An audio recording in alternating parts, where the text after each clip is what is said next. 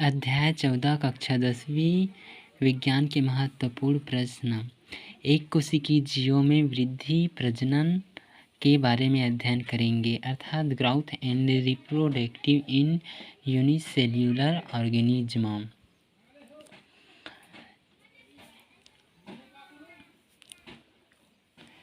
यह जीवों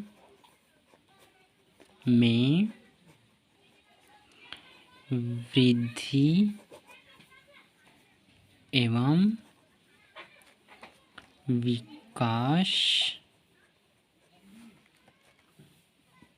विकास के होने तथा जीवित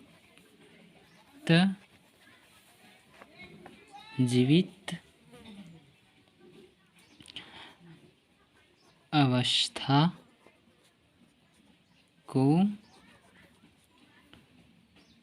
दर्शाती है तथा उनमें प्रजनन का जरिया भी है, जो कि जीवाणु एक कोशिकीय होती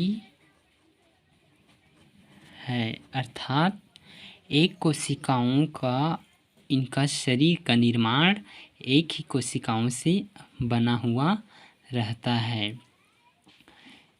यह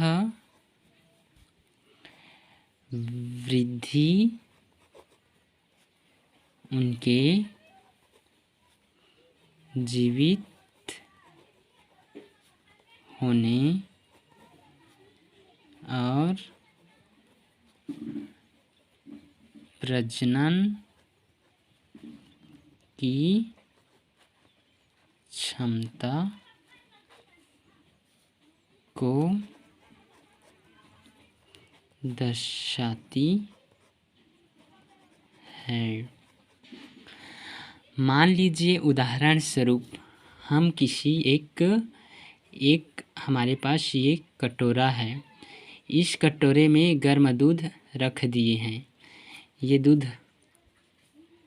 गर्म है, कटोरे में रख दिए हैं। अब इसमें से हम कुछ थोड़ी सी गिलास में एक गिलास में थोड़ी सी दही को दूध में डाल देते हैं। ये दही है। अब 5-6 घंटे परिणाम स्वरूप 5-6 घंटे के बाद सूक्ष्मदर्शी से देखने पर या बारीकी से अध्ययन करने या देखने पर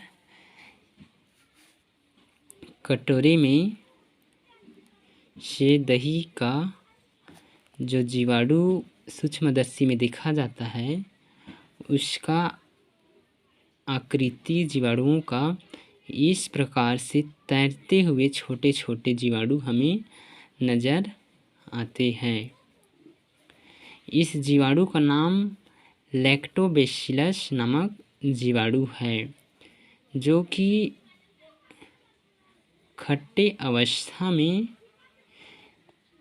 दही में रहता है, जिसका मात्रा बढ़ जाता है। इस जीवाणु का नाम लैक्टोबैसिलस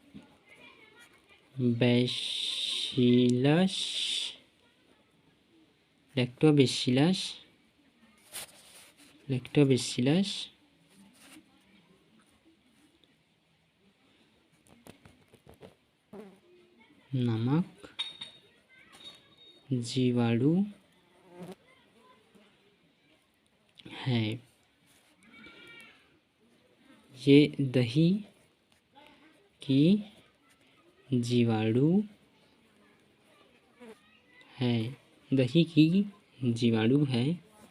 चित्र आ में इस प्रकार से दिखाई देता है।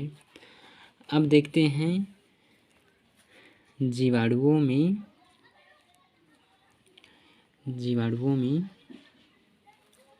विभाजन किस प्रकार से होता है। जीवाणु में विभाजन, ये जीवाणुओं में विभाजन इस प्रकार से होता है। इसके अंदर प्रोकैरियोटिक क्रोमोसोम पाया जाता है। ये है प्रोकैरियोटिक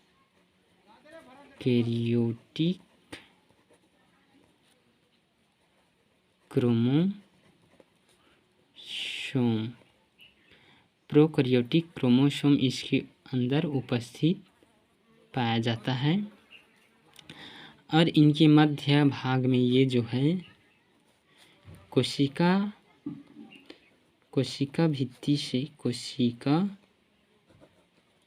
भित्ति लगा रहता है और इनके बाह्य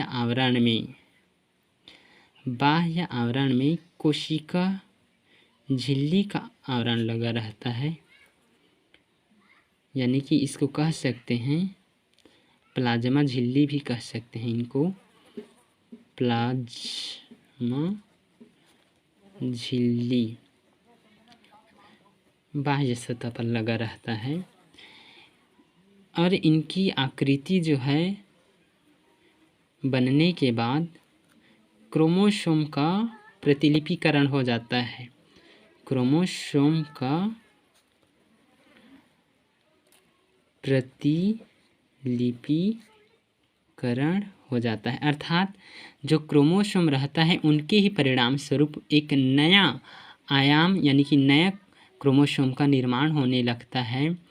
नया क्रोमोसोम का निर्माण और तेज़ी से वृद्धि होने लगता है।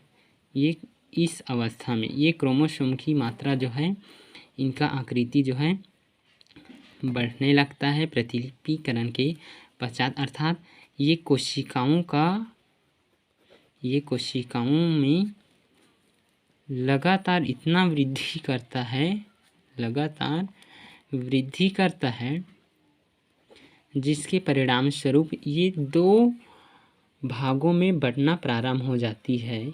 ये दो भागों में बंटना प्रारंभ हो जाती है और दो भागों में ये बढ़ती है तो इनका जो क्रोमोसोम है वो भी दो भागों में बंटने लगती है। ये क्रोमोसोम है, ये दो भागों में बंट जाती है। अगले अवस्था में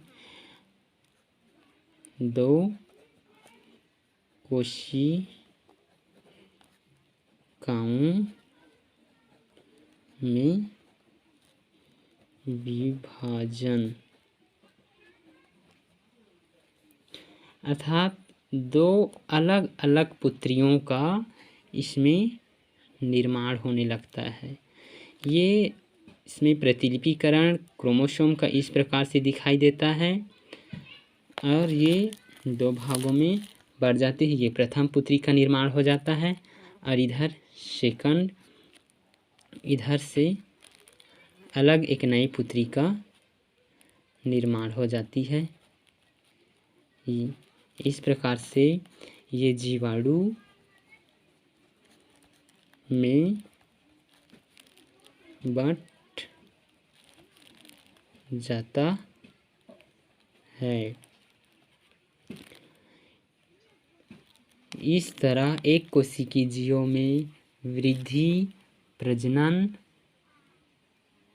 होता रहता है।